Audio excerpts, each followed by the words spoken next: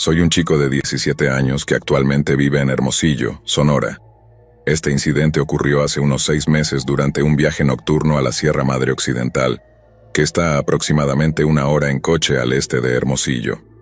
No voy a especificar el sendero exacto porque he estado haciendo esto durante suficiente tiempo como para darme cuenta de lo que sucede cuando publicas cosas en Internet. Ya sea un buen sendero, una mina abandonada, fantasmas o lo que sea. La gente viene en masa y usualmente con mucho ruido y basura. De todos modos, el sendero particular que estaba tomando era un bucle de 13 kilómetros a través de un cañón. Un viaje de ida y vuelta bastante simple de un día para otro. Había planeado ir con un amigo, pero una cancelación de último minuto por su parte me dejó solo. Así que con la mochila lista y el coche listo, decidí ir por mi cuenta. No salí de casa a tiempo, y tuve algunos problemas navegando por los difíciles caminos forestales. Así que no llegué al inicio del sendero hasta alrededor de las 5:45, lo cual, para aquellos que no hacen senderismo, es un gran error. Tenía aproximadamente 6 kilómetros de caminata hasta el lugar donde planeaba acampar, y estaba oscureciendo rápidamente. Así que calculé que si me movía lo suficientemente rápido, podría avanzar al menos 4 o 5 kilómetros antes de tener que buscar un lugar para acampar.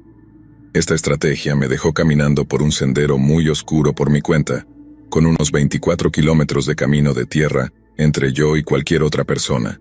Caminar en la oscuridad por sí solo es aterrador, especialmente donde estaba y estando solo.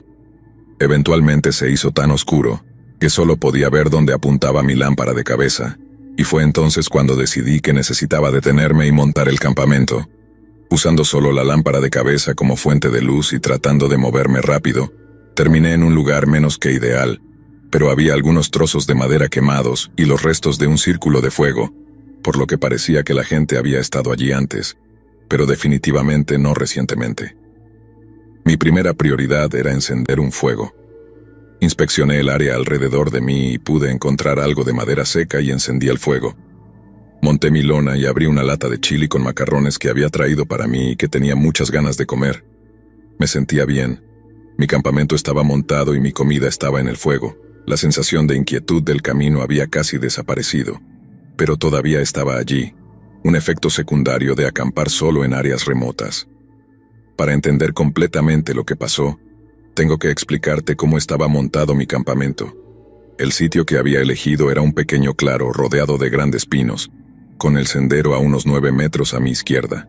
Cuando estás en el bosque y tienes un fuego encendido, el fuego proyecta un círculo de luz a su alrededor, y todo en el borde de ese círculo y más allá es completamente negro.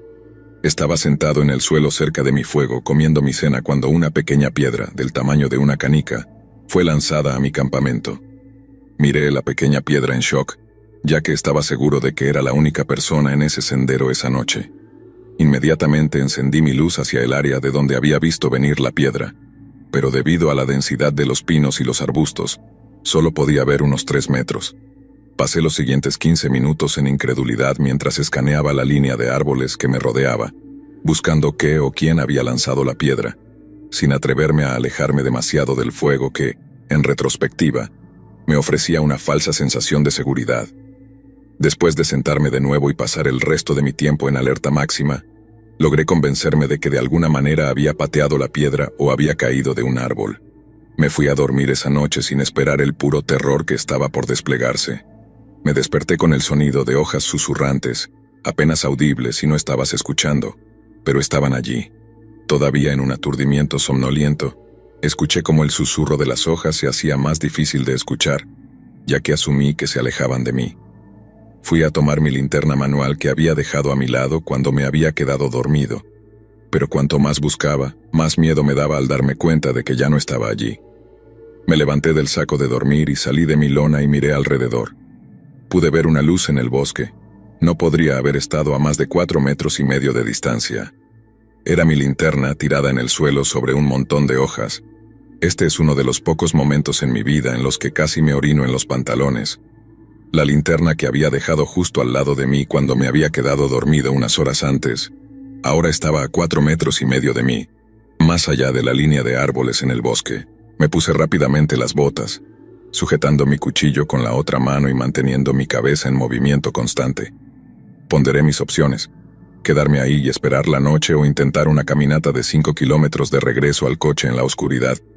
Calculé que quienquiera que estuviera aquí conmigo definitivamente tendría una mejor ventaja si yo estaba en el sendero sin luz, así que decidí quedarme en el campamento y esperar la noche allí. Eventualmente, volvió. Podía escucharlo caminar por el bosque. Estaba lejos, pero podía escucharlo. Sonaba como alguien caminando tranquilamente, como si estuviera paseando sin ninguna preocupación en el mundo. A veces caminaba demasiado lejos y perdía el sonido de sus pasos, pero luego, 1 hora más tarde, quizás 2, volvería. Todavía débil como siempre. Esto continuó durante 3 o 4 horas hasta que escuché los pasos acercarse más y más, hasta que estaban a unos 2,5 metros de mí. En este punto el fuego se había reducido mucho, ya que me había quedado sin madera en mi pila. Los pasos se detuvieron y todo quedó totalmente en silencio. Me quedé sentado allí, inmóvil, durante 2 horas, sujetando mi cuchillo en la mano y rezando por no escuchar nada más. Me quedé así hasta que el sol arrojó suficiente luz como para ver que estaba solo en mi campamento. Empaqué mis cosas desde la cama y caminé los 5 kilómetros de regreso por el sendero que había tomado. Llegué al camino de tierra vacío donde estaba estacionado mi coche y casi corrí hacia él. Mientras desbloqueaba mi Subaru, me subí y conduje sin parar hasta haber puesto al menos 32 kilómetros entre yo y ese lugar. Me detuve en una gasolinera en Hermosillo para comprar un Red Bull, pero más que nada para ver o hablar con otra persona. Al salir de la tienda, leí lo que estaba escrito en el polvo en la ventana trasera de mi coche. Duerme bien. Muchas cosas extrañas me han pasado en mis diversas aventuras por Sonora, pero esta es la más rara y aterradora hasta ahora, así que pensé en compartirla. Hay una persona seriamente trastornada viviendo en la Sierra Madre Occidental, y hazte un favor y mantente lo más lejos posible de esas montañas como puedas.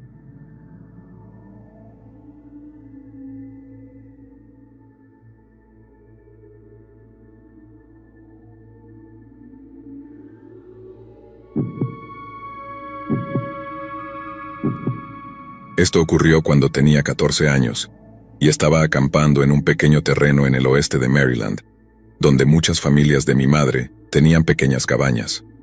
Esto está en medio de la nada, en propiedad privada, y todos en la montaña estaban relacionados con nosotros de una forma u otra. Crecí pasando los veranos alrededor de la fogata contando historias de miedo y corriendo con todos mis primos. Una rápida explicación de la distribución. Imagina una gran T mayúscula para un camino. Arriba de la T, a 46 metros, corría el río Savage. Si ibas a la izquierda en la T, te llevaría más allá de las casas de varias familias, pero también bosques densos que cortaban el camino. Si ibas todo a la derecha de la T estaba la pequeña cabaña de mi madre, donde nos quedábamos. A menudo me iba solo prefiriendo estar así. Estaba a punto de hacer justamente eso cuando mi tía pidió acompañarme. Ella es 14 años mayor que yo y muy extrovertida. Tenía el cabello rosa en ese momento. Estaba cubierta de tatuajes y medía casi 1,82 m de altura, así que no era una mujer fácilmente intimidable. Así que decidí que iríamos todo a la izquierda hacia el denso bosque, y ella estaba de acuerdo con eso, admitiendo que venía conmigo para poder fumar un porro y mantenerse fuera de la vista de mi abuela desaprobadora. Yo era un buen chico, y aunque ella me ofreció una calada, la idea de las drogas todavía me asustaba, así que rechacé. Desde el final del camino había un sendero de tierra muy áspero que entraba en el bosque con el río aún corriendo a 46 metros arriba del sendero. Si caminabas hacia el río bajaba en pendiente. Unos kilómetros adentro te encontrabas con una de esas legendarias escaleras aleatorias que no llevaban a ninguna parte. Ese día particular, había tomado el sendero de tierra y había caminado los 46 metros a lo largo del río, observando a los peces y cangrejos de río correr, mientras mi tía se colocaba detrás de mí. Estaba en mi propio pequeño mundo cuando de repente escuché un ruido de clic que me trajo de vuelta a la realidad. Miré hacia arriba y alrededor, confundido. Entonces mis ojos se posaron en un hombre que nunca había visto antes, de pie al otro lado del río a no más de 4,5 metros de mí. Debe haber salido de los bosques del otro lado del río. Era verano, pero llevaba chaquetas negras y jeans desgastados, y sostenía una de esas viejas cámaras amarillas baratas, no digitales, en las que debes girar la parte superior, y había hecho clic para poder tomar otra foto. Me quedé atónito porque nunca había visto a nadie más que a mi familia en la zona en todos los años que había estado subiendo aquí. Él sonrió, luego sutilmente levantó su cámara. Era mayor, probablemente de unos 40, muy descuidado, alto y algo delgado. Dio un paso hacia adelante y yo, a su vez, di un paso atrás.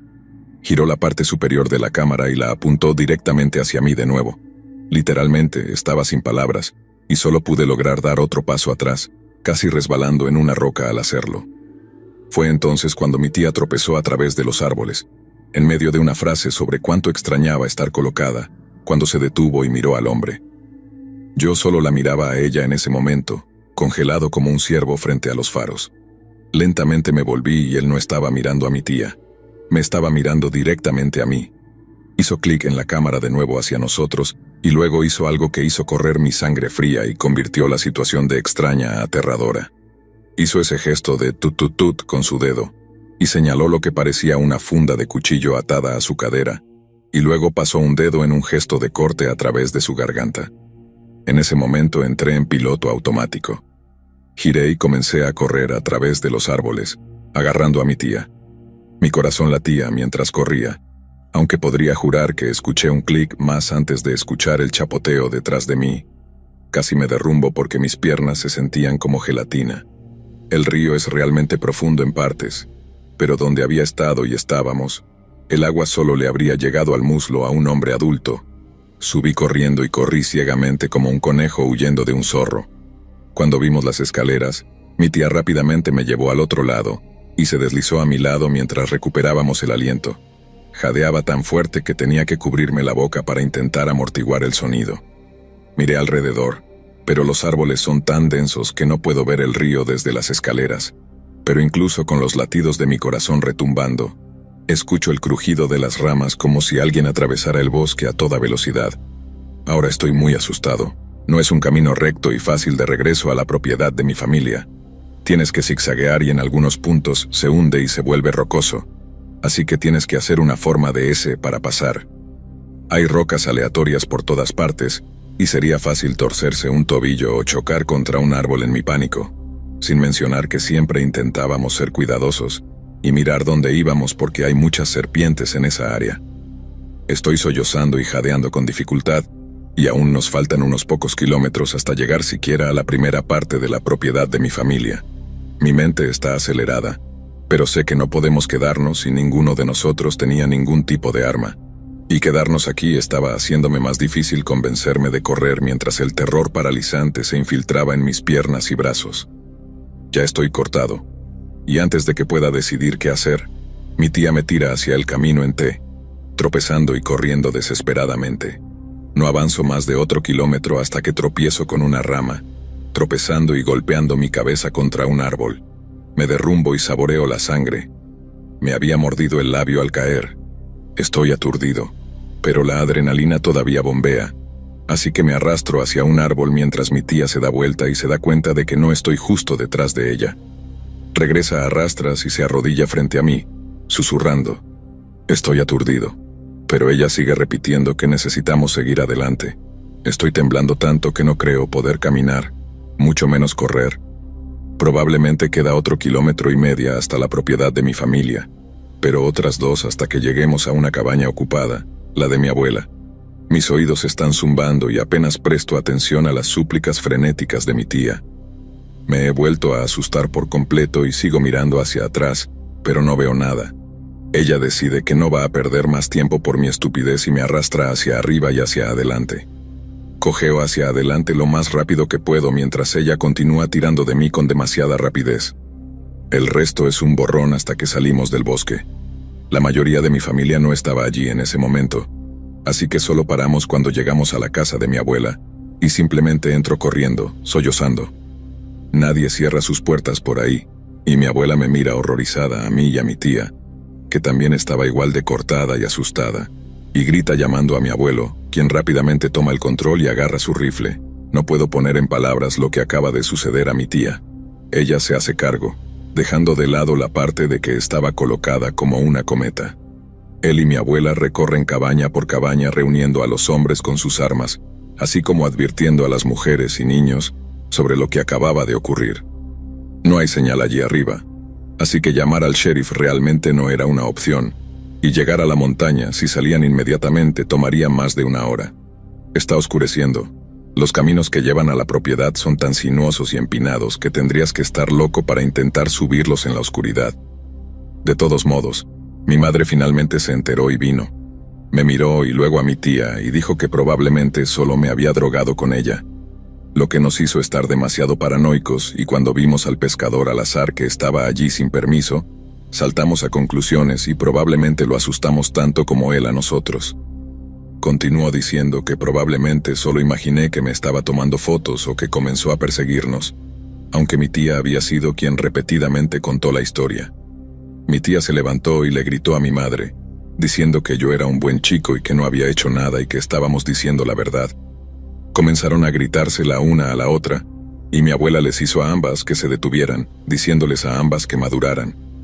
Incluso con los hombres de mi familia peinando el bosque, nunca vieron ningún signo del hombre que habíamos encontrado. Sin embargo, todos en la montaña cerraron sus puertas esa noche, por primera vez en mucho tiempo. Y hasta el día de hoy, todo lo que puedo preguntarme es si soy parte de alguna colección de fotos espeluznante, pero considerando lo que podría haber sucedido, tal vez si hubiera estado sola como de costumbre, puedo vivir con eso.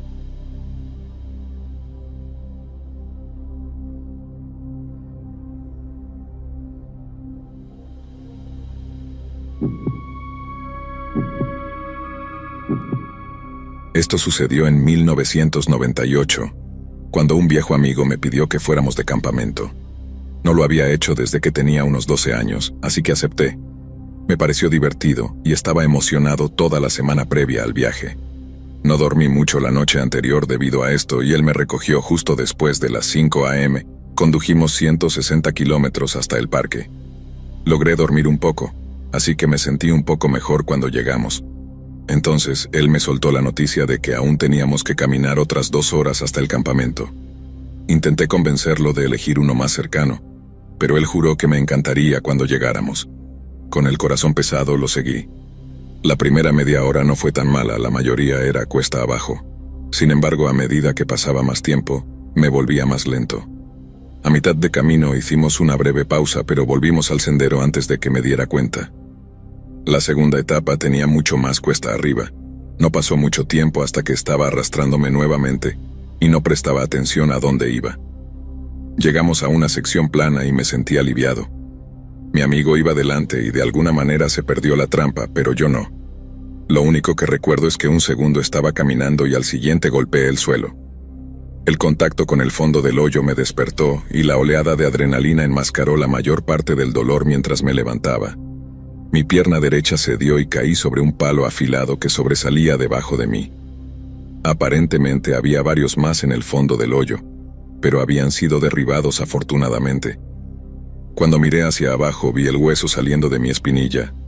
Instintivamente saqué el palo de mi pierna y el dolor me hizo sentir aún más mareado de lo que ya estaba. Miré hacia arriba para tener una idea de dónde estaba, y solo vi un cielo azul bordeado por árboles. Calculé que el hoyo tenía unos 3 metros de profundidad o más, y debió haber llevado a los idiotas que lo cavaron varios días. Grité a mi amigo, solo para ver su cara riendo saludándome desde el borde. Él no sabía la extensión de mis heridas en ese momento, pero cuando se lo dije, la risa se detuvo, y el pánico lo reemplazó. Le pregunté qué había pasado y me dijo que parecía que algunos cazadores furtivos rednecks habían cavado algún tipo de trampa para osos y yo había caído en ella. Supuse que él simplemente podría alcanzarme y sacarme, pero eso no funcionó. Luego intentó alcanzarme con una rama de árbol. Esto funcionó al principio, pero cuando intenté pararme, el dolor era demasiado severo. No podía poner peso en mi pierna derecha. Era obvio que no saldría del hoyo sin ayuda externa. Era temprano en el día, así que no estaba muy preocupado. Podía escuchar a mi amigo caminando inquieto arriba de mí, así que lo llamé con voz tranquila y le dije que fuera a buscar ayuda. La estación de guardabosques estaba a poco más de 1 hora de donde veníamos. Él podría conseguir ayuda fácilmente y regresar conmigo con tiempo de sobra antes del anochecer. Una vez que se fue, Me quedé solo con nada más que el dolor para ocuparme. Ahora el dolor venía en oleadas y el acompañante náuseas no lo hacían mejor. Inicialmente pensé que podría hacerme una tablilla, pero en el momento que intenté apretarla casi me desmayo. Dejarla en paz parecía la decisión sabia. Puse mi cabeza entre mis rodillas y esperé a que pasara la sensación de mareo y náuseas. Eventualmente lo hizo y traté de concentrarme en otras cosas. Cantar funcionó por un tiempo, hasta que comencé a escuchar truenos y noté que el cielo sobre mí se oscurecía cada vez más. Pensé que mojarme un poco no me mataría, ¿verdad? Quizás debería haber considerado mis circunstancias antes de decir eso. La lluvia era relativamente ligera al principio, pero en minutos caía a cántaros. Estaba bien hasta que comencé a notar que el hoyo se llenaba de agua. Mis pies ya estaban sumergidos cuando me di cuenta de que estaba en problemas. Me arrastré por la pared hasta que pude ponerme de pie, al menos lo mejor que pude, y comencé a rezar para que parara. A medida que pasaban los minutos, más de mi cuerpo desaparecía.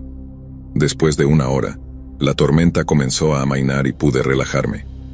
El nivel del agua solo estaba a la mitad de mis espinillas, y sabía que si continuaba a ese ritmo, la ayuda estaría aquí antes de que incluso alcanzara mi cintura.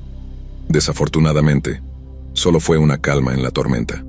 Pronto, la lluvia caía a cántaros nuevamente. Lo único positivo de todo esto era que me había quitado la mente del dolor en mi pierna. Traté de ser optimista, recordando chistes y películas divertidas. La siguiente hora fue la más larga de mi vida. Cuando finalmente llegó la ayuda, la lluvia casi había parado completamente. En el momento en que las cuerdas me sacaron, el agua estaba justo debajo de mi cinturón. Pensar en morir ahogado en un pequeño agujero en medio de la nada todavía me da escalofríos. Una vez fuera del hoyo, el viaje al hospital pasó bastante rápido. Después de una cirugía en la que adquirí algunos tornillos y unas placas, me permitieron ir a casa. Las siguientes 8 semanas en muletas se arrastraron, pero estaba feliz de estar vivo, con pierna rota o no. Nunca llegamos a compensar el viaje perdido, pero he llevado a mis hijos de campamento unas cuantas veces en los años siguientes. Mientras lo pienso, quizás debería llamar a mi amigo. No nos hemos visto en unos años y un viaje de campamento podría ser la mejor manera de ponernos al día. Solo me aseguraré de mantener los ojos abiertos esta vez.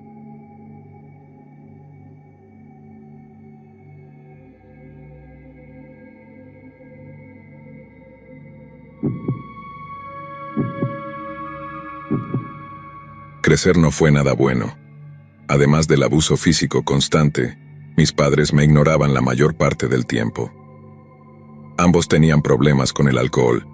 Mi madre solo trabajaba medio tiempo para, según decía, estar ahí para su hijo, pero realmente pasaba la mayor parte de su tiempo libre en una botella o en la cama. Mi padre era el principal sostén económico. Trabajando como camionero de larga distancia, estaba fuera la mayor parte del tiempo, dejándome solo para cuidarme a mí mismo. Nuestro apartamento estaba en el borde de la ciudad, rodeado de kilómetros de bosque. Desde que tengo memoria, esos bosques me fascinaron. No pasó mucho tiempo antes de que comenzara a pasar mis días explorándolos. Mi amor por la naturaleza solo creció a partir de ahí. Pronto me di cuenta de que ninguno de mis padres prestaba atención a mis idas y venidas, así que comencé a acampar en el bosque durante la noche de vez en cuando, solo para ver si me extrañaban, pero como imaginé no lo hacían. Desde entonces comencé a pasar semanas acampando en el vasto bosque. Todos sabemos que todas las cosas buenas deben terminar, y una mañana fui sorprendido por mi padre al salir del bosque. Acababa de regresar de un viaje y estaba furioso al ver a su hijo de 12 años salir del bosque a las 5 a.m., un día de escuela. Además de darme una paliza, ambos me regañaron. Esto no me impidió regresar, aunque después de mantenerme bajo perfil en la ciudad por una semana, esperé a que mi padre se fuera y mi madre bebiera. Cuando estuve seguro de que estaba dormida, huí de nuevo a mi verdadero hogar. Regresaba temprano cada mañana antes de la escuela sin que nadie lo notara. No pasó mucho tiempo para que las cosas volvieran a ser como antes. Si no estaba en la escuela, estaba vagando por el bosque. Como mencioné antes, tenía una serie de campamentos en todo el bosque. Pronto me di cuenta de que compartía mi refugio con otros, entre ellos pequeños grupos de personas sin hogar que probablemente habían usado los bosques como lugar para acampar y beber lejos de los ojos curiosos de la policía y el público. Cometí el error de quedarme demasiado tiempo en el mismo lugar en una ocasión, y casi fui agredido por eso. Después de ese encuentro, moví mis campamentos al otro lado del río. Algunas noches me escondía en las sombras y los observaba destruirse con drogas y alcohol. Muchas veces estallaba la violencia, y esto solo reforzaba mi odio hacia ellos. Ya había visto suficiente de eso en casa. De todos modos, a medida que pasaban los meses, me adentraba más en el vasto bosque, siempre buscando un nuevo lugar para explorar. Llegó el verano y con él, más personas sin hogar. No pasó mucho tiempo antes de que tuvieran sus sucios pequeños campamentos por todo el bosque. Sin embargo, en ese momento aún estaba seguro si me quedaba de mi lado. Yo era la única persona que sabía dónde cruzar el río o no. Mi paraíso sería arrebatado por estas mismas personas una vez por todas. Una tarde calurosa de verano estaba en la orilla obteniendo agua. Había escuchado voces a lo lejos, así que estaba alerta. Había recogido mi agua y estaba regresando a mi campamento cuando escuché a un grupo de personas discutiendo en el lado opuesto. Curioso, me escondí y observé. Había una tienda de campaña desgastada y al lado, 3 hombres y una mujer gritándose entre ellos. Estaban demasiado lejos para que pudiera entender mucho de lo que decían, y todos parecían estar ebrios, balanceándose mientras discutían. Me quedé alrededor de unos 10 minutos cuando uno de los hombres golpeó a otro en la cabeza con una botella de cerveza. El hombre tambaleó y cayó al suelo. Esperé a que el hombre en el suelo se moviera, pero no lo hizo. El agresor luego recogió una gran roca y la arrojó sobre el hombre mientras los otros simplemente observaban. Hizo esto una y otra vez, unas 3 veces, hasta que pareció demasiado exhausto para continuar. Tuve que sofocar un grito mientras observaba este horror desplegarse, y en ese momento tenía demasiado miedo para moverme. La mujer luego gritó algo al hombre y lo abofeteó en el pecho. Él parecía imperturbable y simplemente miraba fijamente el desastre que acababa de hacer. Después de 1 minuto de hacer esto, los otros gritaron algo nuevamente y todos huyeron juntos. Finalmente pude respirar, pero aún no me atrevía a moverme en caso de que regresaran. Me quedé escondido durante lo que parecieron horas antes de decidir que no volverían. Esperaba que el hombre en el suelo se levantara, pero ahora sé cuán estúpido era eso. Me entró la loca idea en la cabeza de que necesitaba conseguirle ayuda. Borracho o no, todavía era un ser humano y corrí los 5 kilómetros completos de regreso a nuestro apartamento. Por alguna razón estaba feliz de ver que mi padre estaba en casa. Entré corriendo sin aliento y comencé a gritar por mis padres. Los vi sentados juntos en el sofá. Corrí hacia ellos. Mi padre me dijo que me callara y luego me preguntó qué pasaba. Repetí la historia de lo que acababa de presenciar en el bosque. En lugar de conseguir ayuda, mi padre comenzó a gritarme por desobedecerlo. Mi madre, balbuceando, pronto se unió y ambos comenzaron a regañarme. La peor parte fue cuando mi madre me acusó de inventar historias para llamar la atención. Negué esto, por supuesto, pero ella no estaba escuchando. El resto transcurrió como siempre. Mi padre se quitó el cinturón y me golpeó hasta que comencé a llorar, y me dijo que me callara o me daría algo por lo que llorar. Como de costumbre, estaba claro que la discusión había terminado. El hombre no recibiría ayuda después de todo. Era solo un niño estúpido. Me arrastré a mi habitación y lloré hasta quedarme dormido, como había hecho tantas veces. Mis escapadas al bosque terminaron. No podía salir de la casa sin uno de mis padres y salir al exterior estaba fuera de discusión. No mucho después de eso, me enviaron a vivir con mi abuelo porque me había convertido en demasiado para mis padres. Esperaba que la vida fuera mucho como antes, quizás incluso peor. Después de todo, tenía que haber una razón por la cual mi madre estaba tan mal. Mantuve la guardia alta durante mucho tiempo, esperando la primera paliza. En cambio, se me dio una vida que nunca podría haber soñado. El abuelo Felipe resultó ser un hombre amoroso y paciente, todo lo contrario a cualquier adulto que hubiera conocido antes. La primera vez que me preguntó qué me gustaba hacer, me quedé sin palabras. Nadie se había preocupado nunca por preguntar. Tragué el nudo en mi garganta y le conté sobre mi amor por la naturaleza, esperando la burla y el ridículo habituales. Me preparé, pero en lugar de eso, su rostro se iluminó. Pasó la siguiente hora contándome todos los grandes recuerdos que tenía de acampar con su padre. Supe entonces que me había convertido en el niño más afortunado del mundo. Tan pronto como llegó la primavera, pasamos cada momento despierto caminando por los bosques y parques de todo el país. El conocimiento que me transmitió podría llenar una biblioteca llena de libros. Aunque ya es demasiado mayor para salir juntos, todavía lo visito regularmente y comparto todas las increíbles aventuras que he tenido recientemente. Su cuerpo puede estar débil, pero su mente sigue siendo tan fuerte como siempre. Le debo a ese hombre más de lo que podría pagarle y él hizo todo solo porque me amaba. Todavía me llevó unos 3 o 4 años hasta que reuní el valor para contarle la historia. También expresé la culpa que sentía por haberla guardado para mí todo este tiempo. No estaba seguro de cómo reaccionaría al principio. Se sentó en silencio un momento o dos. Luego se levantó de su silla y me abrazó fuertemente. Esto me confundió y cuando me soltó, le pregunté qué debería hacer. Su consejo fue que me pusiera en contacto con la policía de mi ciudad natal y compartiera la historia con ellos. Después de eso, la responsabilidad estaba fuera de mis manos y no necesitaba sentirme culpable nunca más. Una vez que me puse en contacto con ellos, me lavé las manos de la culpa. Ahora que he crecido, me doy cuenta de que mis padres fueron los culpables. Hice lo que debía hacer. Si ellos eligieron no decir nada, era problema de ellos. Me fui a la universidad y al regresar en Navidad, Felipe me informó que las personas responsables habían sido encontradas, aunque todos excepto la mujer estaban muertos. Ella compartió la ubicación del cuerpo del hombre con los detectives. Querían agradecerme por haber dado un paso adelante y ayudarles a resolver este caso después de todos estos años. Con eso, seguí adelante, dejando atrás esa terrible parte de mi vida hasta hace poco, con la muerte de mi padre, que parece haber sacado a flote todos estos viejos recuerdos. No había pensado en esa parte de mi vida en algún tiempo. Mi amor por los bosques y sus criaturas ha crecido hasta convertirse en mi sustento. Ahora tengo la oportunidad de viajar por todo el mundo descubriendo y preservando los lugares salvajes del mundo antes de que desaparezcan. Algo que solo podría haber soñado como un niño atrapado en un apartamento ruinoso en un sitio poco concurrido.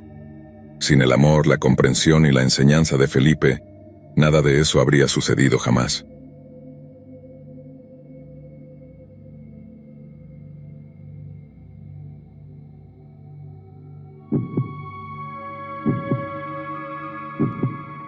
Las discusiones comenzaban siempre de la misma manera. Nunca me atraparán muerto en un parque nacional lleno de nada más que turistas gordos en autocaravanas. Mi padre era de la vieja escuela, y así le gustaba. Vieja escuela era una descripción amable de cómo acampábamos. Si no estaba hecho de lona o cuero, lo consideraba basura moderna. Mi madre intentó en varias ocasiones introducir cosas tan comunes ahora como las tiendas de campaña de nylon, pero él no aceptaba. Prefería llevar esa gran tienda de pared apestosa a todas partes donde acampábamos, y ni hablemos de las malditas latas de queroseno que siempre se derramaban por todo. Ciertamente, era un hombre nacido demasiado tarde. El término vivir a la intemperie debió haber sido acuñado pensando en él. Seguimos sufriendo sus maneras arcaicas de experimentar el aire libre hasta que la casi muerte de mi hermano menor le mostró el error de sus caminos. A lo largo de los primeros 80, mi padre nos arrastraba al Bosque Nacional durante Acción de Gracias. El clima era relativamente suave para esa época del año, y el bosque era hermoso. Todavía puedo oler los pinos. Estas escapadas siempre parecían coincidir con la temporada de caza por alguna razón. Recuerdo haber escuchado que papá solía cazar antes de conocer a nuestra madre. Creo que ella le prohibió hacerlo más, así que esta era su manera de desafiarla. De cualquier manera, los disparos cerca del campamento eran un sonido común. Supongo que debido a que nuestros padres crecieron con muy poca supervisión, la infancia de mi hermano Julián y la mía fue igual. Nadie consideraba que podría ser peligroso, con un montón de tipos gatillo fácil alrededor, dejar que 2 niños pequeños jugaran solos en el bosque. Era normal que los 2 nos fuéramos del campamento al amanecer, jugáramos toda la mañana hasta la hora del almuerzo, y luego volviéramos a salir hasta la cena. Habíamos hecho esto desde que tengo memoria y nadie se inmutaba. En una Acción de Gracias específico, habíamos estado corriendo y arrastrándonos por el sotobosque todo el día. Era la época en que las películas de G.I. Joe y Rambo estaban en la cima de su popularidad. A Julián y a mí nos encantaba vestirnos con ropa de camuflaje y jugar a la guerra. El cumpleaños de Julián había sido justo unos días antes y había recibido un par de walkie-talkies de G.I. Joe. Mirando hacia atrás, eran una basura, pero los amábamos. Después del almuerzo volvimos al bosque. No puedo recordar exactamente qué estaba haciendo en ese momento, pero sé que Julián estaba tratando de acercarse sigilosamente a mí. Estaba sentado en un árbol caído, y de repente escuché un fuerte estruendo, seguido de un silbido que pasó cerca de mi cabeza. Me tiré al suelo y esperé otro disparo. No estaba seguro de lo que estaba pasando, pero algo me dijo que me quedara donde estaba. No pasaron más de 30 segundos cuando escuché gemidos débiles a lo lejos. Dado que Julián estaba desaparecido en ese segundo, lo llamé por el walkie-talkie. No hubo respuesta, pero escuché un nuevo ruido. Sonaba como mi nombre. Así que llamé a Julián otra vez. Sin respuesta. Ahora estaba asustado. Sin otras ideas, grité su nombre. Le dije que el juego había terminado y que necesitaba responderme. No estaba seguro si aún intentaba engañarme o si estaba en problemas reales. Escuché muy atentamente, pero solo el leve susurro de las hojas se podía oír. Caminé en la dirección del susurro y escuché de nuevo, nada. Así que grité de nuevo. El susurro se repitió, seguido de otro gemido. Corrí en esa dirección unos 20 metros y me detuve. El susurro llegó otra vez, justo a mi derecha y muy cerca. No podía ver nada, así que me tiré al suelo y escaneé el suelo. A unos 2 metros de distancia, vi la parte inferior de unas Nike. Sabía que tenían que ser de Julián. Corrí hacia el arbusto bajo el que estaba acostado. La vista con la que me encontré todavía me rompe el corazón hasta el día de hoy. Allí estaba Julián, mirándome con una mirada aterrorizada en su rostro. Justo debajo de su brazo había un agujero con sangre saliendo de él. Me sorprendió, pero hice todo lo posible por mantener la calma. No quería asustarlo más de lo que ya estaba. Si hubiera sido mayor, quizás hubiera sabido mejor cómo moverlo, pero solo extendí la mano y lo levanté en mis brazos. Era demasiado pesado para mí, pero iba a hacer todo lo posible por salvarlo. Llegué unos 100 metros antes de tener que dejarlo en el suelo. Debió haber estado en considerable dolor. Me pidió que lo dejara allí y fuera a buscar ayuda. Su voz sonaba muy débil y casi rompo a llorar en ese momento. De alguna manera me mantuve entero, y corrí otro kilómetro o más sin detenerme. Mamá debió haber sabido que algo estaba mal. Gritó con una voz de pánico a mi padre. Mi padre salió de la tienda, echó un vistazo y dijo, «¿Qué tan mal está?» Estaba demasiado sin aliento para hablar. Solo señalé hacia donde había dejado a Julián y él salió corriendo. Para cuando lo alcancé, papá ya estaba recogiéndolo y se dirigía al campamento. Todo el viaje al hospital, mamá seguía hablando con él, diciéndole que aguantara. Yo estaba en el asiento trasero, sosteniendo mi camisa contra la herida todo el camino. Lo que normalmente habría sido un trayecto de al menos 30 minutos, nos tomó poco menos de 20. Papá lo entregó a los médicos, lo operaron de inmediato y las siguientes 3 horas fueron una pesadilla viviente. Más impactado por lo que había sucedido a mi hermano, estaba asombrado de lo tranquilos que estaban mis padres manejando todo. Ahora que soy padre me doy cuenta de que estaban lejos de estar tranquilos, pero lo manejaron bien de cualquier manera. Fue después de la medianoche cuando el médico nos dio las noticias. Habían estado en vilo durante mucho tiempo. Solo supe mucho más tarde que Julián había muerto más de una vez durante la cirugía, pero Julián tenía buenas posibilidades de recuperarse completamente. La policía, habiendo sido notificada del tiroteo, llegó poco después del amanecer para interrogarnos. Ahora que la urgencia de la situación había pasado, me derrumbé varias veces durante mi relato. Esa fue la primera vez que me enfrenté a la posibilidad de que yo también podría haber sido baleado. Michael iba a estar en el hospital durante unas semanas, así que mis padres consiguieron una habitación de hotel cercana. Creo que mi padre consideró quedarse en el campamento, pero después de una muy breve discusión con mi madre, decidió no hacerlo. Los detectives que manejaban el caso nos mantenían informados, pero hasta el día en que Julián fue dado de alta, no se había conectado ningún nombre con el caso. La teoría más aceptada es que un cazador furtivo confundió el movimiento en los arbustos con un ciervo y disparó. Cuenta con las banderas rojas durante la búsqueda a través de licencias de caza. No era la primera vez que esto sucedía, y tristemente, no será la última. Julián fue uno de los afortunados. Han pasado 34 años desde entonces, y nadie ha sido conectado de manera decisiva con el tiroteo. Julián se recuperó completamente, y pasó a iniciar su propio negocio y familia, como cualquier otra persona normal. Algo bueno salió realmente de este lío. Nunca volvimos al Bosque Nacional y aún mejor, papá decidió que con todos esos turistas gordos con sus autocaravanas alrededor, era un entorno más seguro para él y su familia. Entre los 12 y 17 años, pasé mis vacaciones en lugares increíbles como Yosemite y el Gran Cañón.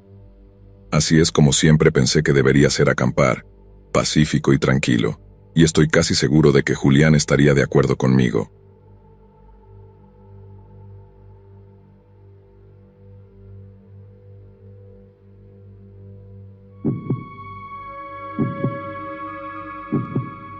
No estoy realmente seguro de quién tuvo la idea primero, pero al final del día planeamos el destino y la fecha.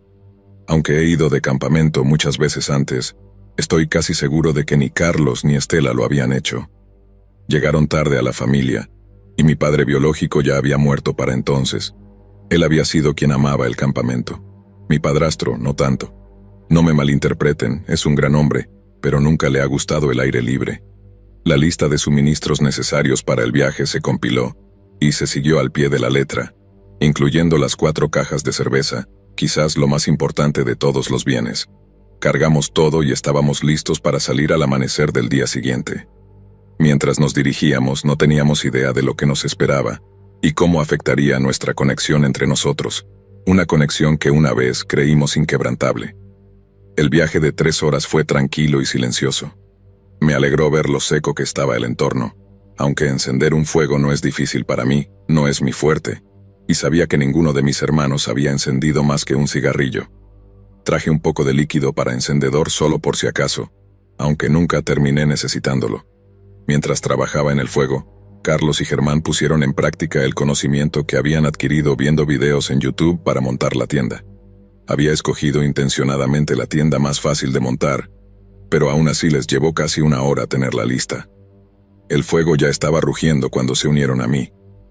Había enterrado las papas en las brasas, preparado los bistecs para cocinar, y ya iba por mi segunda cerveza. Los bistecs no tardaron mucho y al caer la noche estábamos sentados disfrutando de una deliciosa comida. Después de la cena, comenzó el verdadero campamento. Había elegido acampar en medio de la nada a propósito. Sabía que nos volvíamos ruidosos y molestos cuando bebíamos, y más importante, me gusta hacer grandes fogatas y subir el volumen de la música. No puedes hacer eso con otros alrededor. Esa noche resultó ser fantástica. Nos acabamos 2 cajas de cerveza y no nos dormimos hasta el amanecer. Era algo que necesitaba hacer desde hacía mucho tiempo, y a pesar de la resaca, decidí que era algo que íbamos a hacer mucho más a menudo. Cuando finalmente me arrastré fuera de mi saco de dormir, ya era pasado el mediodía. Carlos y Germán ya estaban despiertos, sentados junto a un fuego apagado, cada uno con una cerveza en la mano y parecían felices de verme. Les pregunté qué pasaba con el fuego y Carlos murmuró algo sobre no poder encenderlo bien, lo que me hizo reír. Caminé hacia el límite del bosque y traje un brazado de madera. Cuando regresé, coloqué la madera sobre las brasas muertas y soplé sobre ellas. Las brasas se iluminaron brillantemente y el fuego volvió a rugir en pocos minutos. Luego fui al arroyo a buscar algo de agua. La expresión en sus caras fue inolvidable. La mandíbula de Carlos estaba colgando, y podía decir que Germán estaba ansioso por preguntarme cómo lo había hecho. Mientras esperaba que el agua hirviera, cociné una gran cantidad de huevos y papas, y desayunamos con una taza de café. Una vez que había comido, me sentía mucho mejor, y sugerí que fuéramos a pescar. No regresamos al campamento hasta casi el anochecer. Lamentablemente, nadie había pescado nada que pudiéramos guardar, pero pude decir que Carlos ya había cogido una buena borrachera. Cociné lo que quedaba de los bistecs y después nos pusimos a terminar lo que quedaba de cerveza. Esta noche fue mucho más tranquila que la anterior. No quería hacer una gran fogata, solo haría más difícil apagarla completamente antes de partir a casa. La mayor parte de la noche los 3 hablamos de cosas sin importancia, como chicas y trabajo. Alrededor de las 2 de la mañana decidimos acostarnos. La cerveza ya se había acabado. Mi último recuerdo fue ver a Carlos salir a orinar. Había bebido mucho más que Germán y yo. Se cayó varias veces tratando de salir de su saco, pero eventualmente logró salir de la tienda. Debo haberme quedado dormido justo después de eso. Lo siguiente que recuerdo es que el sol ya comenzaba a brillar a través de los árboles. Tenía muchas ganas de orinar, pero eventualmente logró salir de la tienda. Debo haberme quedado dormido justo después de eso. Lo siguiente que recuerdo es que el sol ya comenzaba a brillar a través de los árboles. Tenía muchas ganas de orinar, pero eventualmente logró salir de la tienda. Debo haberme quedado dormido justo después de eso. así que me abrí paso hasta la cremallera tratando de no despertar a los otros dos.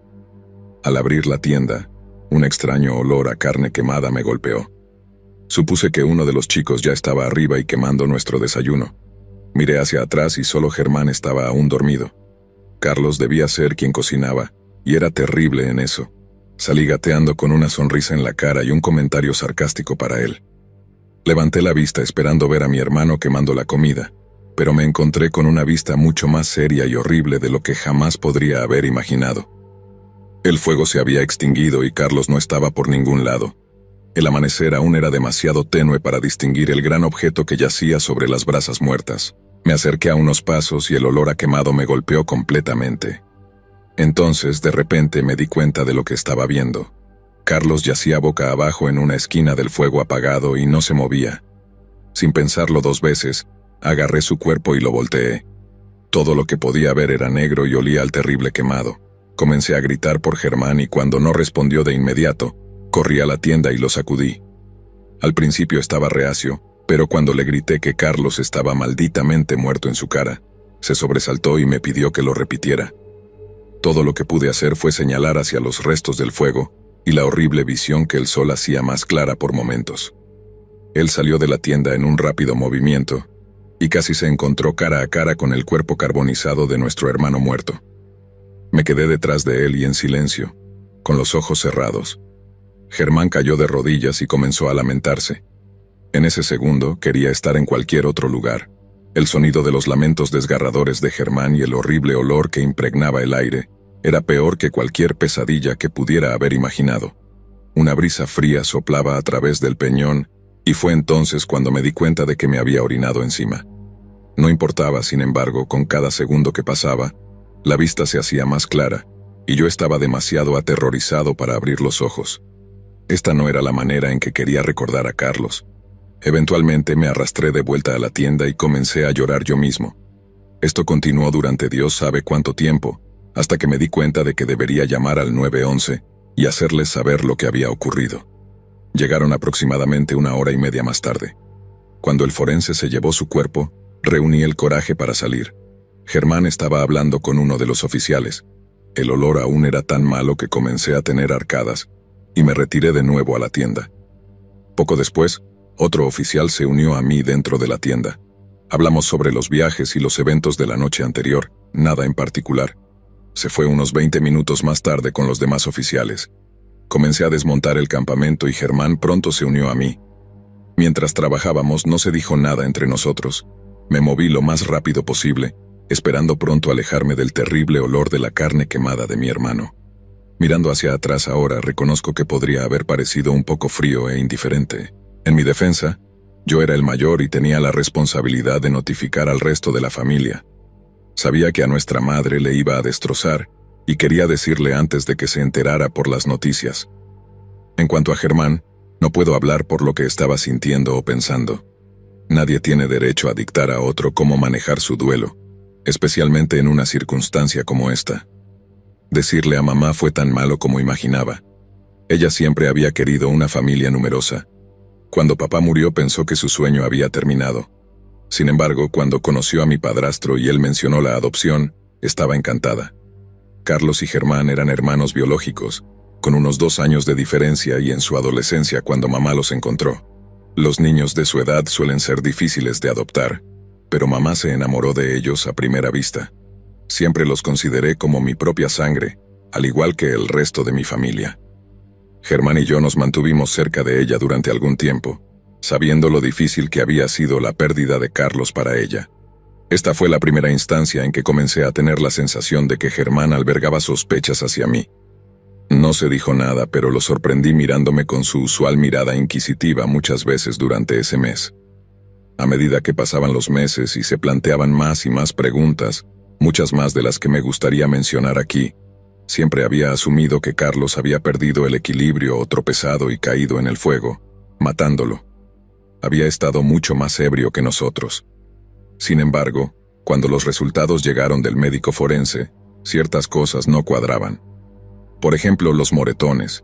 La espalda de Carlos estaba cubierta de ellos. Lo curioso es que Carlos jugaba rugby con algunos chicos de la escuela y lo había hecho durante muchos años. También su cráneo estaba fracturado. Un signo preocupante, ciertamente.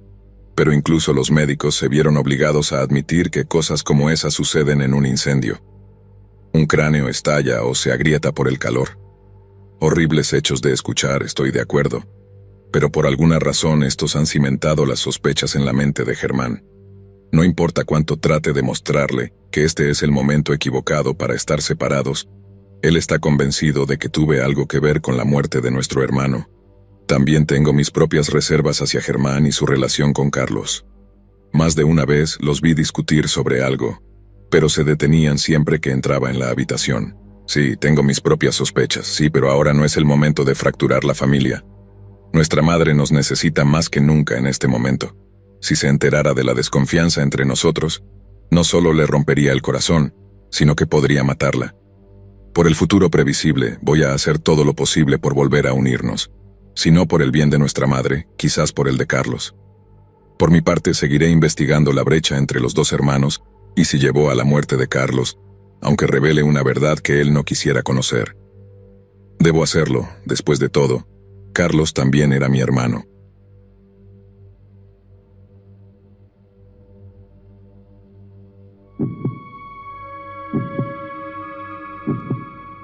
El campamento de verano en el noreste de los Estados Unidos funciona desde finales de junio hasta principios de agosto cada verano. La principal atracción del campamento es que es un campamento nocturno. El personal y los campistas llegan el domingo por la tarde y se van el viernes por la noche cada semana durante la temporada del campamento, viviendo aislados en el campamento durante la semana. El campamento tiene muchas cabañas utilizadas para dormir, un enorme comedor para las comidas y alrededor de otros 10 edificios que varían desde centros de una sola planta bastante grandes hasta pequeños cobertizos de suministros. Toda la propiedad del campamento se extiende por hectáreas y hectáreas y es increíblemente hermosa, con ese fresco verde boscoso que tiene el noreste en verano.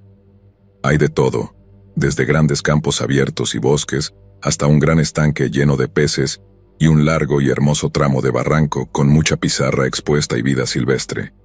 Está situado a buena distancia de cualquier carretera principal, y hay que recorrer un largo camino de entrada para llegar al campamento, y toda la propiedad se siente como su propio universo aislado. A los campistas no se les permite tener electrónicos. El personal puede en las noches y en los descansos. No hay computadoras, no hay coches y poca comunicación con el mundo exterior, aparte de lo que es necesario para los directores del campamento. Cuando es necesario, el personal lleva walkie-talkies para mantenerse en contacto a través de la extensión del campamento. Fui allí como niño durante 10 años y trabajé allí durante 4 años, y es seguro decir que tengo mucho amor por ese lugar. Pero cualquiera que haya trabajado allí sabría que el lugar tiene una historia larga y muy compleja con lo paranormal. Podría escribir un libro completo con todas las historias que he escuchado, y que personalmente experimenté allí durante muchos veranos. Me gustaría dar una buena visión general de cómo es el lugar como miembro del personal y compartir un par de los encuentros más escalofriantes que he tenido, muchos de los cuales todavía me hacen estremecer hasta el día de hoy, aunque he estado algo desensibilizado durante un tiempo. La mayoría de estos encuentros que voy a compartir con ustedes ocurrieron entre 2014 y 2018. Mientras estaba entrenando y trabajando como consejero. Tenía entre 16 y 20 años en ese momento. La mayoría de la actividad ocurría de noche, durante la semana de entrenamiento y generalmente alrededor del personal del campamento. Raramente los campistas entraban en contacto con las entidades que acechaban en los bosques allí. ¿Por qué es así? Honestamente no podría decirte. Mis recuerdos allí como una joven niña no contenían ni un rastro de miedo o cosas que no podía explicar. En contraste con eso, la experiencia que tuve allí como una joven adulta me hacía llorar casi constantemente. Había cosas que sucedían cada año sin falta, para comenzar durante la semana de entrenamiento o después de que los niños se habían ido a la cama. Muchos de nosotros, los consejeros, nos acostábamos bajo las estrellas fuera del comedor para relajarnos al final del día. Tenía una vista hermosa y clara de las constelaciones sobre el campo de recreo, y más allá hacia las colinas. Muchas noches veíamos luces parpadeantes rápidas moviéndose en patrones erráticos, lluvias de meteoritos extrañas cuando no se predecían en la zona, y a menudo veíamos extraños objetos rojos parpadeantes en el cielo nocturno. Y no, estos no eran planetas, ya que a menudo estarían en el lugar equivocado del cielo, y solo aparecerían una noche de la semana. Tenía algunos amigos allí que tenían un buen conocimiento de nuestro sistema solar. Pasé muchas noches mirando sus caras completamente desconcertadas, mientras observaban alguna rareza que había aparecido, exclamando que lo que estábamos viendo era simplemente imposible, a pesar de tener más de 10 testigos de que estaba sucediendo. Los consejeros a menudo no pueden pasar un verano entero sin experimentar pesadillas, muchas de las cuales incluyen figuras paradas en la esquina de sus cabañas o al pie de sus literas. Tuve estas pesadillas todos los años, excepto mi primer año trabajando allí. Me despertaba en un sudor frío en una cabaña tranquila, y los niños descansando pacíficamente cerca. Gritos y voces en la noche llevados al campamento por el viento desde el estanque. Pasos paseando alrededor de los edificios, solo para que no hubiera nadie fuera de la cama. Y objetos desapareciendo y reapareciendo en lugares ilógicos eran increíblemente comunes. Puertas con pesados candados se encontraban abiertas sin nadie a quien culpar. Ocasionalmente, un consejero se quedaba encerrado en un edificio en el que estaban trabajando a pesar de no haber nadie alrededor para cerrar la puerta. Las personas llegaban a este trabajo siendo escépticos completos y se iban creyendo. El personal de retorno tenía que hacer las paces con las cosas dentro del campamento y simplemente lidiar con ello, y dar una advertencia justa a los recién llegados sobre los misterios que parecían vivir en los mismísimos suelos de ese campamento. Mi primer recuerdo de que había algo paranormal dentro del campamento fue en 2014 mientras estaba entrenando para mi primer año como consejero de campamento. Recuerdo que durante toda mi infancia había habido una sola lápida plana en la colina que bajaba a la piscina del campamento. Estaba justo fuera de la aldea de las chicas, el término utilizado para todas las cabañas donde dormían las campistas y consejeras femeninas. Era increíblemente extraño, tan antiguo que el nombre y las fechas eran ilegibles, pero la forma en que estaba formateado el texto hacía obvio que era la tumba de alguien. Nadie podía realmente dar una buena explicación de por qué estaba allí. Todos los que pregunté sobre ello simplemente me dijeron que había estado allí mucho antes que ellos.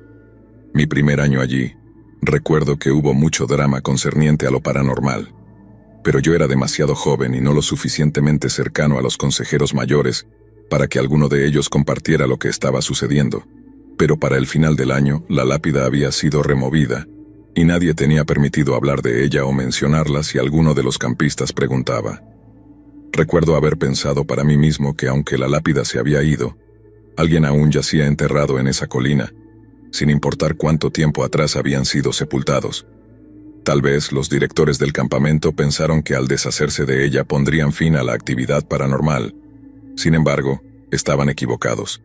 Junto a la misteriosa lápida, muchas historias circulaban entre mis amigos co-consejeros y yo como los miembros más nuevos del personal. Las primeras historias que me contaron sobre el campamento ocurrieron durante una semana de entrenamiento en junio de 2014. Mis amigos habían tocado el tema de las historias de miedo, y los consejeros mayores se unieron para divertirse un poco con nosotros. Nota al margen. A los consejeros de este campamento se les daban nombres de consejeros en nuestro primer año. Usábamos estrictamente esos nombres durante el verano, para agregar un poco más de diversión, y para los campistas, para el propósito de la historia, me referiré a todas las personas en estas historias por sus nombres de campamento. Un consejero mayor llamado Gadget fue el primero en hablar, contándonos sobre los dos fantasmas famosos del campamento. Nos habló del fantasma de un niño que se podía ver corriendo por el campo rec en las luces de la calle de la carretera sin salida que corría a lo largo del borde del campamento. Gadget nos dijo que había sido atropellado por un coche después de correr tras una pelota y ahora pasaba su vida después de la muerte, corriendo como una sombra por el campamento, asustando a cualquiera que estuviera despierto para verlo. La segunda historia era la de una mujer de blanco bajo las mismas luces de la calle, que iluminaban la carretera sin salida que bordeaba el campamento. Unas pocas casas pequeñas se asentaban en algunas noches. Una mujer con un largo vestido blanco fluido podía ser vista parada en uno de los porches de la cubierta. Pasaría la noche de pie, y mirando hacia el campamento y se iría al amanecer. Mis compañeros consejeros de primer año, y yo, por supuesto, Estábamos bastante asustados en este punto. Era muy pasada la medianoche y estábamos reunidos bajo las luces de un pabellón brillantemente iluminado, cerca del campo de recreo y de la carretera sin salida, y nos habían asustado al final de la narración de cuentos. Afortunadamente, otro de los consejeros mayores, alguien que llegó a ser uno de mis amigos más queridos durante mi tiempo allí, llamado Slag, simplemente sacudió la cabeza y frunció el ceño mientras observaba cómo los consejeros mayores nos asustaban. Más tarde esa noche, Slag me llevó a la cima de la colina que daba al campo de recreo y a la carretera sin salida. Podía decir lo asustado que estaba por los rumores, pero desde nuestro punto de ventaja, él explicó y me mostró de qué estaban hablando Gadget y sus amigos. Abajo en el campo de recreo, las luces de la calle causaban que largas sombras inclinadas cayeran en un enfermizo amarillo sobre la hierba. En uno de los postes de luz había una caja eléctrica, y la forma en que la sombra caía en la hierba hacía la forma perfecta de un niño pequeño, atrapado a mitad de paso. Cuando lo vi, me hizo saltar de lo realista que parecía. No es de extrañar que se haya vuelto popular, ya que realmente podría ser confundido con una aparición real. Slag también me señaló a la mujer de blanco. De nuevo no la vi al principio, pero la descripción de Slag ayudó. La mujer de blanco era simplemente una bandera estadounidense de gran tamaño, que colgaba en uno de los porches de las casas. Esa noche estaba clara y ventosa, y la luna podría hacer que la bandera se viera lechosa y blanca, y el viento la hacía bailar lentamente alrededor del asta de la bandera, tal como lo haría el vestido de una mujer real flotando en la brisa. Empecé a reír aliviado, pero la cara de Slag seguía seria. Continuó explicándome que, aunque esos eran meras coincidencias espeluznantes, no estábamos solos aquí.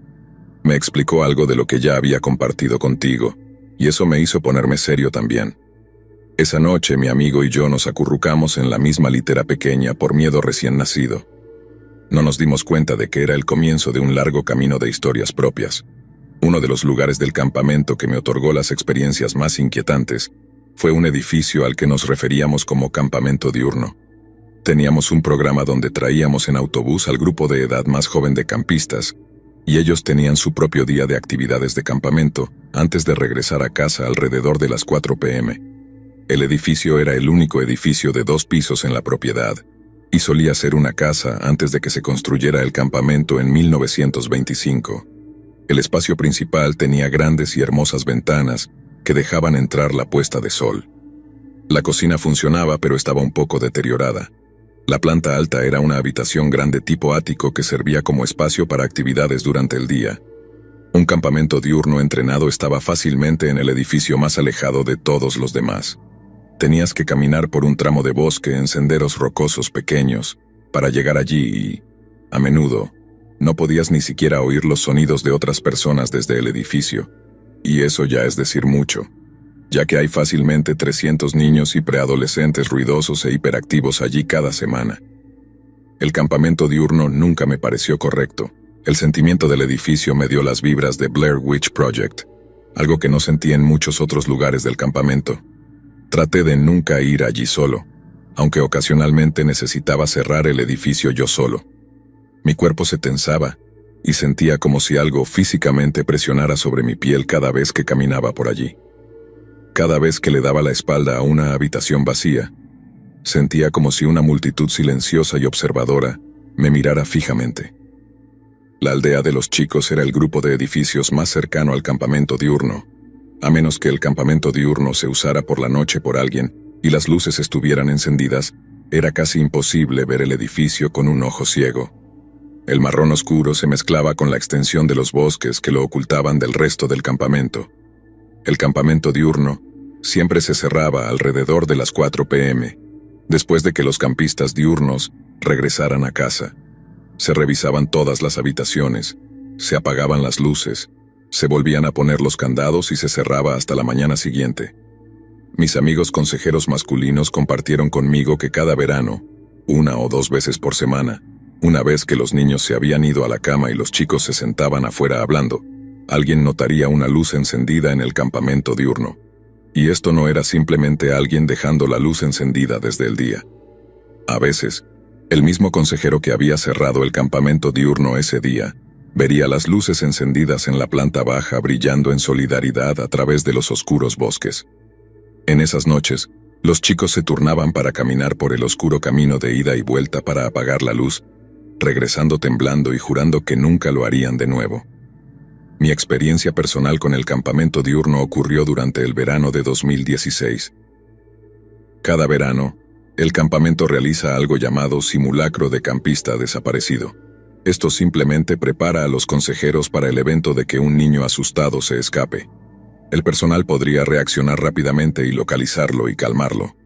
El simulacro en un buen día ya es algo que se toma increíblemente en serio por todo el personal. El campista desaparecido es un consejero elegido al azar cada semana de entrenamiento. Y todos los demás consejeros tienen que pasar por el procedimiento de rastrear al niño. Para hacer esto, el campamento se divide en secciones, y el personal más antiguo toma walkie-talkies, divide las áreas y corre por el campamento buscando al campista desaparecido, gritando su nombre, buscando debajo y alrededor de estructuras y campamentos, y revisando cualquier edificio cerrado.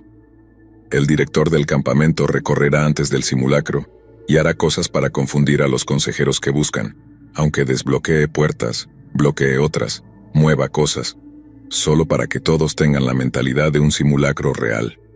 Por supuesto, el área que me asignaron para buscar solo, puedo agregar, fue el campamento diurno. Mientras corría por el bosque hacia la imponente casa, sentí una enorme sensación de pavor caer sobre mí, y seriamente consideré no buscarla en absoluto, y simplemente decirle al resto del personal que lo hice. Con las manos temblorosas, desbloqueé la puerta del campamento diurno y caminé por dentro llamando el nombre de la niña que actuaba como la niña desaparecida. Las tablas del piso crujían, y recuerdo lo increíblemente silenciosa que se sentía toda la casa, aparte de mis movimientos. El sol se estaba poniendo en ese momento, y la luz naranja cremosa caía a lo largo del edificio desde las ventanas. Era tan antinatural comparado con las partes más concurridas del campamento. No podía oír a los otros consejeros buscando, ni siquiera cuando agudizaba mis oídos. Cada habitación y esquina que revisé, me preparé para encontrarme cara a cara con los espíritus que vi en mis pesadillas, los que escuché crujir sobre la grava en medio de la noche, los que hablan suavemente en la oscuridad y hacen que incluso los hombres adultos corran de vuelta a sus literas inquietos. El edificio estaba despejado. Suspiré aliviado mientras cerraba firmemente la puerta detrás de mí y me dirigía de nuevo al exterior, y el aire había comenzado a enfriarse y esperaba que el simulacro terminara pronto. Buscar en la oscuridad sería casi imposible, y sabía que Sofía, mi amiga que actuaba como la niña desaparecida, no tenía ningún deseo de merodear por el campamento en la oscuridad. Mientras pasaba por las puertas externas del sótano que llevaban debajo del campamento diurno, les di un buen tirón para verificar el candado. Bloqueado. Esta era una ubicación que previamente me habían dicho que no necesitaba abrir o revisar para este simulacro de todos modos. Continué y busqué los bosques que rodeaban el edificio. No encontré nada, y lo informé en mi walkie. Me dijeron que siguiera revisando el área hasta que Sofía fuera encontrada, y el simulacro terminara. Comencé a caminar de regreso más lentamente esta vez, ya que estaba bastante seguro de que Sofía estaba a más de medio kilómetro de distancia en el otro lado del campamento. Mientras el campamento diurno volvía a aparecer a través de los árboles, me congelé en confusión y miedo. Las puertas del sótano del campamento diurno estaban ambas abiertas de par en par, y la luz amarillenta brillaba desde adentro. Estaba oscureciendo lo suficiente como para que las luces se derramaran e iluminaran el espacio alrededor, mientras las sombras de su entorno solo se empujaban más oscuras. Nunca en mis 3 años anteriores trabajando en el campamento supe que esas puertas se abrían. Nunca supe que había una llave para ese candado, ni supe que había una luz funcionando allí abajo. Estaba completamente atónito. Un escalofrío me recorrió, ciertamente no por el frío de la tarde. Sofía, llamé, no de la manera en que llamaría a un campista, sino como la llamaría normalmente. Nada se movió, nada hizo ruido. El miedo se sentía frío y entumecedor en mis venas. Me acerqué a la parte superior de las escaleras del sótano y miré hacia abajo. El espacio estaba iluminado por una sola bombilla expuesta que me mostraba 6 o 7 escalones de madera podrida y paredes de piedra frías todas rotas por la edad. El suelo era de tierra y no había objetos dentro del sótano. El sonido de mi radio anunciando que Sofía había sido encontrada casi me hace saltar de mi piel. Caí hacia atrás sobre mi trasero en la hierba y pasé otro segundo mirando fijamente la extraña escena frente a mí. Me levanté rápidamente y volví hacia el resto del campamento lo más rápido posible. Para mi sorpresa, cuando llegué, mi amiga Abigail también apareció visiblemente conmocionada y hablaba rápidamente. Nos estaba diciendo que durante el simulacro, mientras caminaba por uno de los cobertizos de mantenimiento del campamento, otra ubicación con una puerta con candado que no incluíamos en el simulacro, para su sorpresa, la puerta comenzó a temblar violentamente contra su candado, mucho más de lo que cualquier viento o corriente de aire podría hacer. Abigail estaba completamente convencida de que Sofía estaba atrapada allí como parte del escenario, y rápidamente encontró a mi otro amigo Manijas y consiguió la llave para abrir el cobertizo. Cuando lo abrieron, no encontraron a nadie. De hecho, el hombre de mantenimiento, Gorrión, ni siquiera había estado en el campamento ese día, por lo que no había forma de que nada ni nadie pudiera haber quedado atrapado allí. Estaba tan conmocionada que apenas pudo contar su historia. También les conté a todos lo que había encontrado. Todos nos miraron desconcertados por nuestras historias, pero ninguno estaba tan sorprendido. ¿Alguien abrió las puertas del sótano del campamento diurno como parte del simulacro? Pregunté a algunos de los miembros del personal senior y negaron con la cabeza. Sofía no estaba ubicada cerca de ninguno de esos lugares de todos modos. Estaba escondida más allá del estanque, maravilla, dijo nuestro director de programa. El escondite de Sofía estaba casi tan lejos como el campamento diurno estaba del resto del campamento, pero en el lado completamente opuesto de la propiedad. Todos estaban impactados, pero no había nada que hacer. Los directores del campamento y el personal senior podían hacer poco para consolarnos porque ellos también lo sabían. Simplemente no estábamos solos. Más tarde esa noche, mi amigo Héctor y yo regresamos al campamento diurno para cerrar el sótano y volver a poner el candado en su lugar. No ha sido abierto por ninguna razón desde entonces.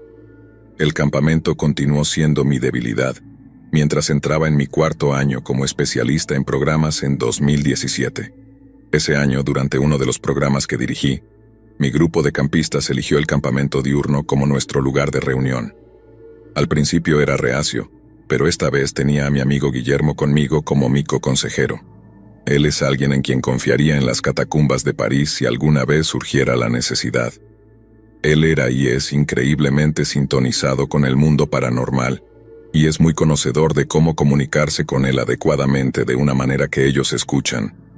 Me explicó que mis presentimientos sobre el campamento diurno eran ciertos, pero que lo más probable es que no hubiera lugar en el campamento que no atrajera a los espíritus en alguna forma u otra.